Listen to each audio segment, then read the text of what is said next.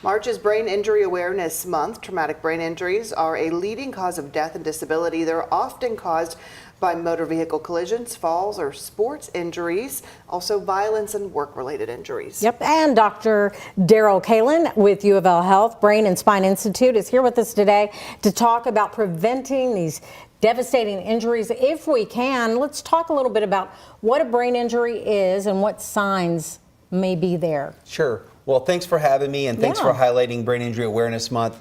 A brain injury is anytime an external force happens to the brain that causes the brain to lose its function. And so that can be the brain hitting something, something hitting the head. It can be the shaking of the brain that could happen when a car suddenly stops and you're jerked forward and backwards. And so this time of year, as the weather warms up and people get out, there are a lot more activity and a lot more brain injuries that occur. What would be the signs to a person? So the signs of a brain injury would be obviously a loss of consciousness, altered mental status, confusion, headache, nausea, dizziness. These can be signs that you've suffered a brain injury. What can people do in their everyday life to try to avoid this? Yeah. Well, the smart thing is just to stop and think, right? It's slow down and realize that if you're doing some activity that puts you at risk, then be careful. If you're going to ride an ATV or a bicycle, those are great, but maybe wearing a helmet's a smart idea.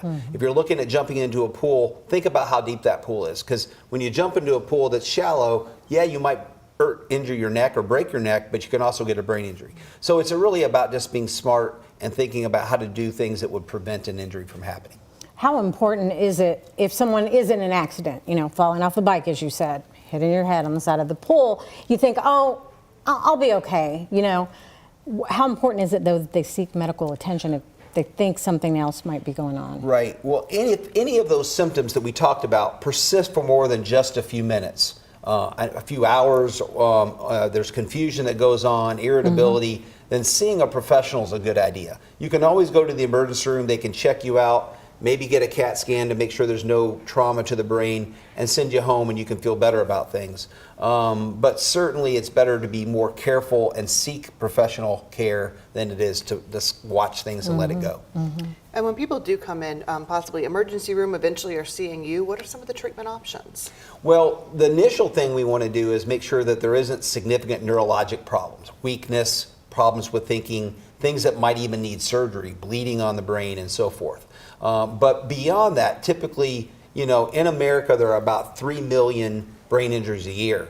In fact, it's the #1 killer of young Americans under the age of 35.